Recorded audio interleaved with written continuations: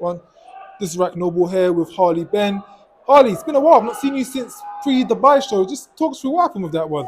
Oh man, it was a great build up to the fight. It was going to be a great night, and I'm annoyed and upset that I didn't manage to fight on the Mayweather undercard. It was actually nothing to do with me. The reason the fight didn't happen, there was some sort of politics between the manager of my opponent and the promoter, and I don't really know too much about it. I'm not going to say my opponent pulled out because that would be wrong of me to say. So I'm not going to say that. But he's taking his time, his sweet time in getting a fight sorted with me. I believe it affected us both differently when we got told we're not fighting. I believe he was relieved and I was gutted, and I saw that. So for Zan Anwar, I see him as a bitch, if I'm honest with you, because if it was me, I'd have been making that fight happen.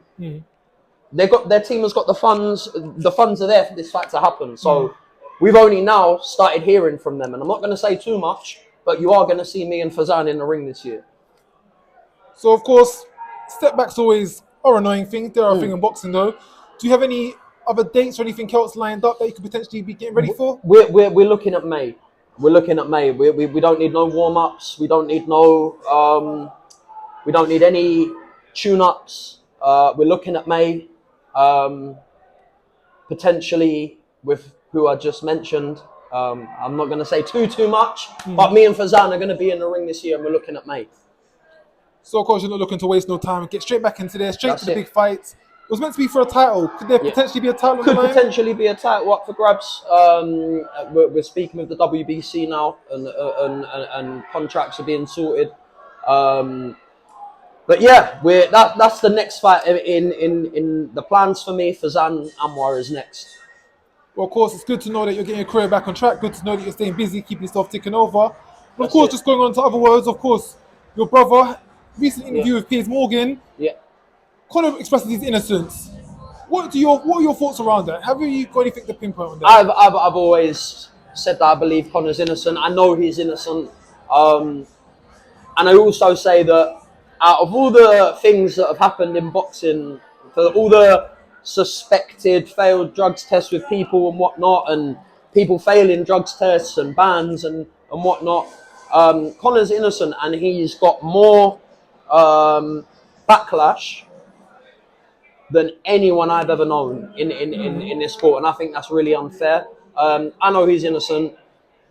It's up for people. People can make the decision. It seems that a lot of people have made their decision on whether they think he's innocent or not. He's a great fighter. He's a clean fighter, and I'm excited to see him back in the ring. He did mention that he was going through some low points. He didn't think he was going to make it through at some points. Have you been in contact? Have you been able to talk to him any point recently? Yeah. You know what? He's in a lot better place now. We speak every week. He's good. He's in a good place mentally. He's in a good place physically. He's ready to go, man. Like, this was a minor setback for him, and as the saying goes, ready for a major comeback. Talking of major comebacks, Manny Pacquiao, I couldn't think of a bigger comeback.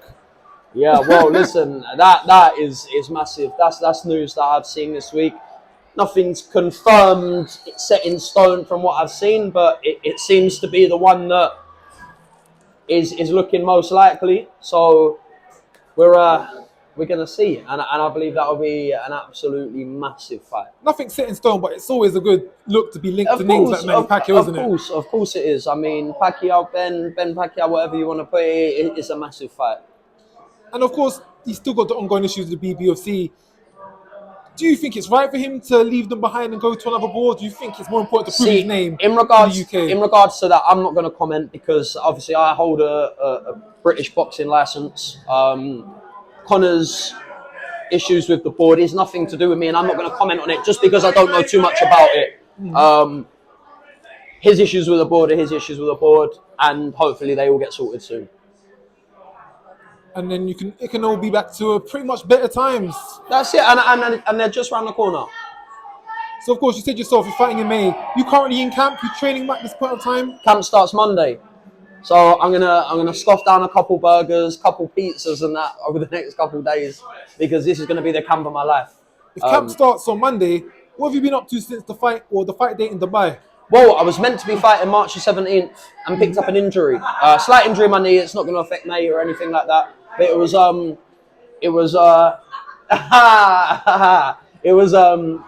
it was one of their, sorry, one of my friends just walked past. It was one of them things where I wanted to get a little, because Dubai was frustrating, November was frustrating. So I wanted to get back at it as soon as possible. I was going to fight on the 17th and hopefully things are better in regards to my knee, which they are. So Monday, we go into camp for Dubai. I'm focusing on nothing else but for Zan Anwar for now. Listen, you know boxing, things can change, plans can change, but my head at the minute for Zan Anwar. That's what I'm focused on. Of course, so you got an opponent in line, but just talking in general sense. Of course, you got a lot of misfits fights going on. Yeah. You got a lot of influencer fights going on. Maven was over here last week fighting. Do those cards still interest you, or are you looking for straight professional parts? Do you know what? I want to see how far I can go as a professional boxer. I started very late, so it's only right that I see how far I can go for myself, for my family, and I believe I can reach levels. I believe I can reach a higher level in professional boxing. But at the same time, the likes of Jake Paul, Tommy Fury, KSI, them fights excite me as well, man. I'm a bit smaller than them guys, but I'd take them fight. I'd beat them all on the same night. And just lastly to round off, just going on to your brother, a lot of words have been said, a lot of people have made their decisions already. What would your words be to those who have made their mind up on Conor Benn already? Sorry, what was that? What would be your words to anyone that doubt in your brother at this point of time? I would say I think the British public have been kind of harsh in the way, not everyone, a lot of the British public have been very harsh in the way that they've made a decision on things they don't know, on hearsay and rumours. I would say, let the young man do what he's got to do. That's what I would say. Let the young man do what he's got to do to get his career back on track. Because it's only right. He's innocent. He's innocent, isn't it? So I can't say much more than that. So from my point of view, it's hard to look from someone else's point of view. He's my brother. So it's hard to look from a different point of view. But in my eyes, he's innocent. He's a great fighter. And he should be able to put this behind him. Thank you very much for your time, Harley. Of No course, problem. hoping the family all well and onto your fight, potentially in May. All the best. Thank you very much, bro. Thank you very much, man. Till next time.